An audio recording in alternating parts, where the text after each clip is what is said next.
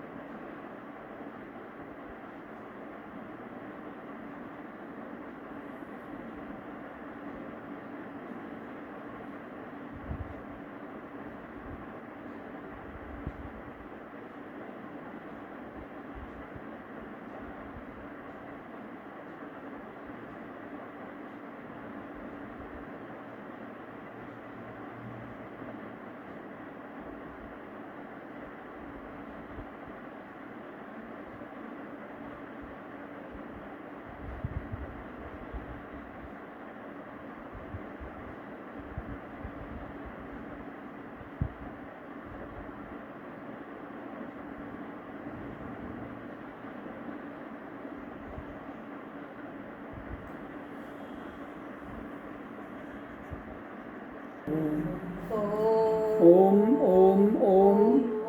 ध्यान की दूसरी विधि संपन्न होती है और तीसरी विधि में हमने केवल श्वास हमारे नाक के अग्रसर भाग से आ रहा है, जा रहा है, उसको फील करना है और ध्यान आगे तक करना, और कुछ नहीं करना है, शरीर को ढीला छोड़ दो, बैठो।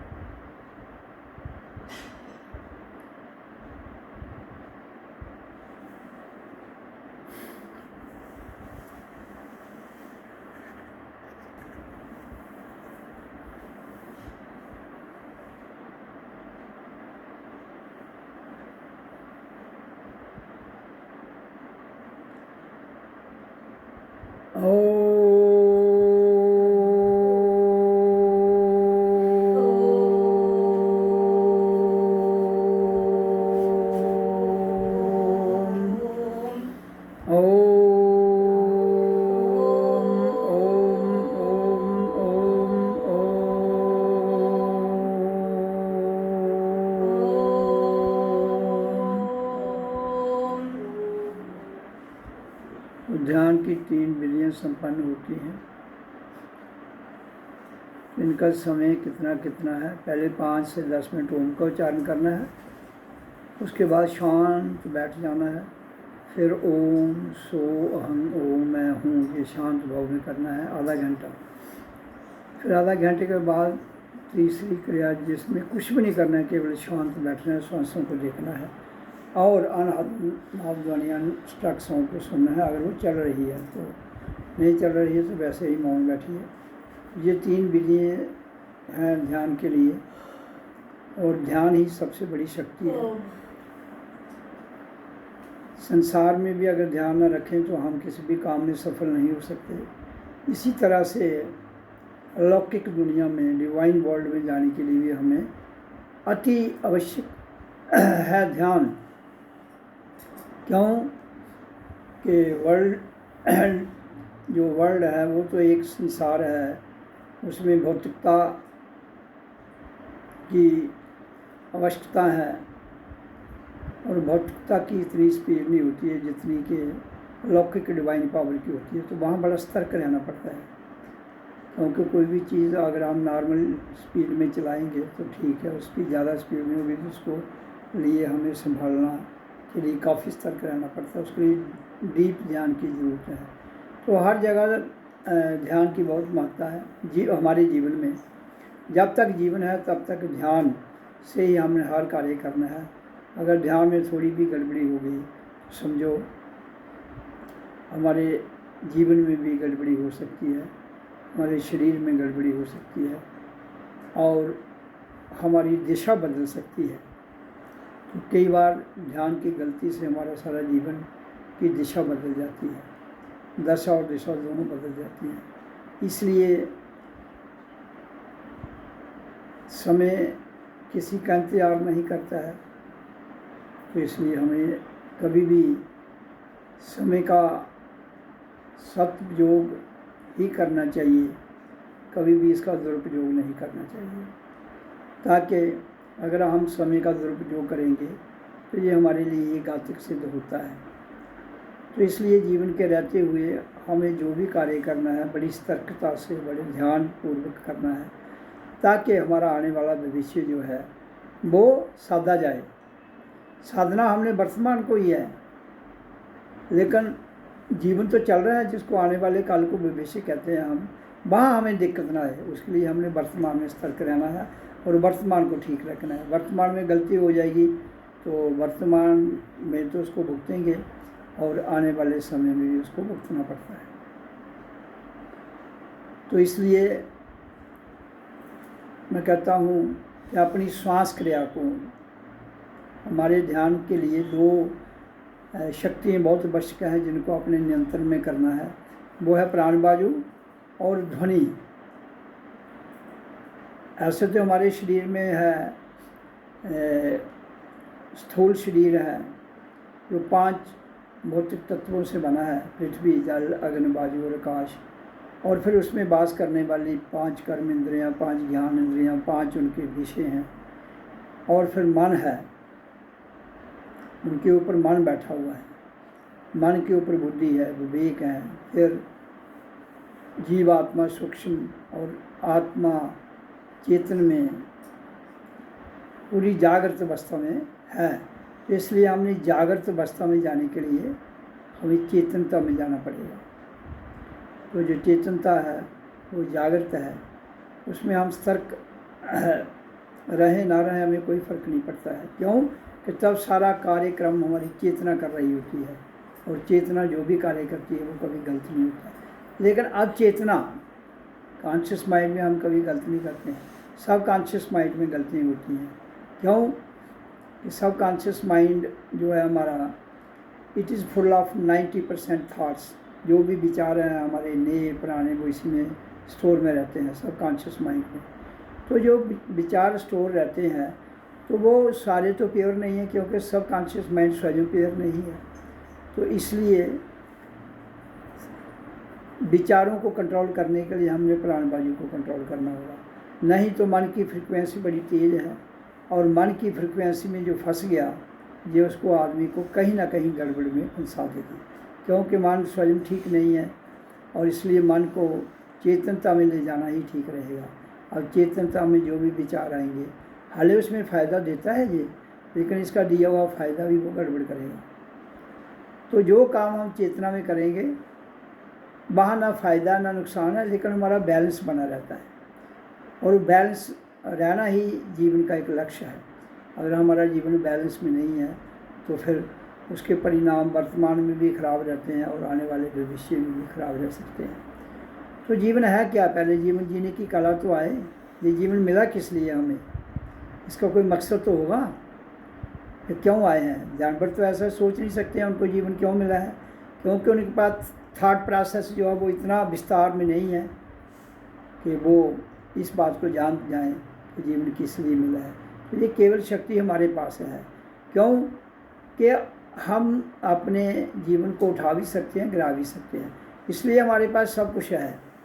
हमारे पास फिजिकल अवस्था, सूक्ष्म अवस्था, चेतन अवस्था, हर प्रकार की अवस्था हमारे पास है, जबकि जानवरों के पास स्थूल और सूक्ष्म दो ही अवस्थाएं हैं, और जड़ में है वो दोनों, चेतन में नहीं है। इसलिए हमारे अंदर स्थूल सूक्ष्म जड़ भी है, चेतन भी है। तो चेतन का मतलब है अवेयरनेस। तो इसलिए जब तक हम अवेयर नहीं होंगे जीवन के रहते हुए, तब तक चाहे वो कितना भी इंटेलिजेंट हो, कितना बुद्धिमान हो, वो ठीक काम नहीं करेगा। तो जब हम चेतन माइंड से काम करेंगे, जब हम चेतन अवस्था में रह के काम करेंगे, तो संसार में शांति, समृद्धि, और जो आज के युग में मारामारी पड़ी हुई है वो सभी शांत होगी अगर इंसान अपने आप को अवेयर करे। नहीं तो देखो जो आपका समय चल रहा है, यहाँ इतनी मार काट, इतनी अफरा दफरी, इतनी विकृति इस संसार में है जिसका कोई हिसाब नहीं है। तो जब हम जान जाएंगे कि हम आए किस लिए हैं, हम हैं कौन, और हमारा यहाँ आने का मकसद क्या है, तो कहाँ से आए हैं, जाना कहाँ है, ये सारी बातें हैं हमें समझ में आनी चाहिए। जब ये सारी बातें प्रत्यक्ष में समझ में आ जाएंगी तो जीवन सरल हो जाएगा। लेकिन ये सारी बातें जीवन के रहते हुए समझ आनी चाहिए। जीवन के रहते हुए ही मृत्यु का भी सामना करना पड़ता है, क्योंकि जब हम हमारी सांस रुक जाती है तो हमारी मृत्यु हो जाती है। और सांसों को कंट्रोल करने का अर्थ ही है कि श्वास जब काबू में आ जाते हैं तो मृत्यु हमें साक्षात दिख जाती है। तो ये हमारे जीवन में रोज़ घटित होना चाहिए। तो इसलिए फिर हम कभी भी फिर मृत्यु का भय जो है हमारे बीच से खत्म हो जाएगा। क्यों? तो पता है जो पैदा हुआ है उसने जाना है, और जो जाएगा वो आएगा। तो इसलिए जीवन मृत्यु एक आने जाने की कला है। लेकिन हमें आना और जाना क्यों है, किस लिए आना जाना है? तो ऐसे तो हम स्वतंत्र हैं, लेकिन जब हम ग्रेविटेशन, जो पृथ्वी की ग्रेविटेशन है, इसके नीचे आ जाते हैं तो हम काल की ग्रिप में आ जाते हैं। तो जब हम काल की ग्रिप में आ जाते हैं तो फिर काल हमारी पकड़ को नहीं छोड़ता है।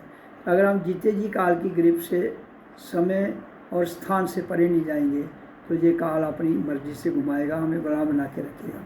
और जीते जी अगर हम टाइम एंड स्पेस से परे चले जाते हैं, अपनी मन को, बुद्धि को, इंद्रियों को, इनके भीतर की जो जितनी भी ऊर्जा है, इनको निष्क्रिय करते हुए जब हम किसी गाड़ी का स्विच ऑफ कर देंगे तो गाड़ी थोड़ी चलेगी।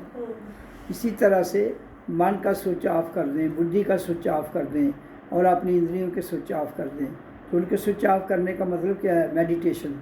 थ्रू मेडिटेशन हमने उनकी ऊर्जा को ऊपर ले जाना है। कहाँ? परम धाम में, सत्यलोक में। तो तभी वो जहाँ है निष्क्रिय हो जाएंगे और हम फिर उनके ऊपर आ जाएंगे, क्योंकि ये सारे पुर्जे टाइम एंड स्पेस में कार्यरत रहते हैं।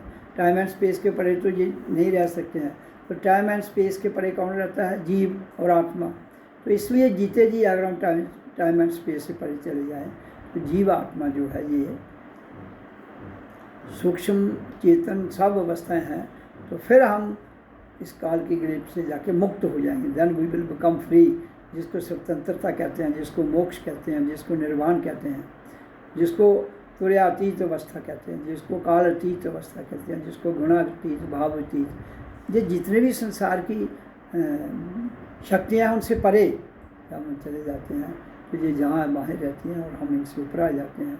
जब हम इनसे ऊपर आ जाते हैं तो हमें जीवन जीने की कला आ जाती है। तो ये अगर हम जीवन के रहते हुए ऐसा कर लेते हैं, अगर हर व्यक्ति नर या नारी से धरती पर है और कर लेता है, तो यही धरती स्वर्ग से भी परे, जिसको सत्य चित्त आनंद जो किताबों में तो लिखा है और इंसान रट कर करके उसको भी सच्चिदानंद कहता है, वो प्रैक्टिकली तुम स्वर्ग सच्चिदानंद हो जाओगे और आपको जीवन जीने की कला आ जाएगी। जीवन है क्या?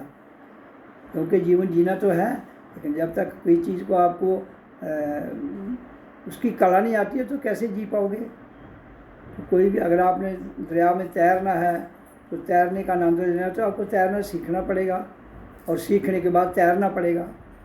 और नहीं तो ऐसे ही किनारे बैठ कर आ जाओगे तो ख्याली पुलाव बनाते हुए आप एक शेख चिल्ली का जीवन बिता के चले जाओ। इसलिए कहता है कर्म योगी बन, तब जाकर तू अपने जीवन में सुखी हो पाएगा और तभी तुम ज्ञान योग में जाएगा। क्योंकि ये कर्म भूमि है, सर्वप्रथम हमें कर्म करना है, कर्म योग में जाना है और फिर कर्म योग से किस योग में? ज्ञान योग में। ज्ञान योग से किस में? भक्ति योग में।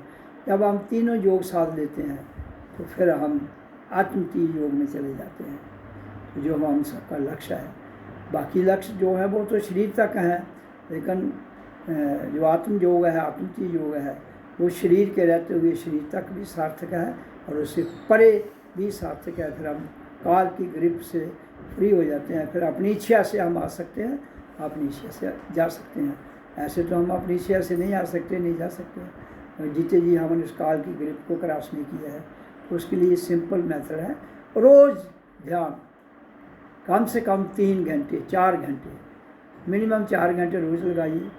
हर 6 घंटे के बाद 1 घंटा, हर 6 घंटे के बाद 1 घंटा, तो 6 चौका 24 हो जाएंगे। 4 घंटे जीवन जो आपका है वो ध्यान स्थित अवस्था में रहना चाहिए। बाकी 20 घंटे बचते हैं वो अपने कार्यक्रम में जहाँ भी आपको चाहिए यूज़ कर लो, तो वो आपकी इच्छा है। लेकिन अपनी लाइफ में आपको हर 6 घंटे के बाद 1 घंटा ध्यान में देना है, तो फिर जीवन आपका सुखी, समृद्ध, शांत, आनंद में और जीवन की सूझबूझ को जानते हुए तुम अपना जीवन आगे ले जाओगे। और फिर हम तभी काम, क्रोध, लोभ, मोह, अहंकार और जो हमारी तीर मीर की वृत्ति है वो शांत होगी। तो यही अर्थ है सत्संग का। सत्संग का अर्थ ये कोई नहीं कोई साधु बनना, सन्यासी बनना।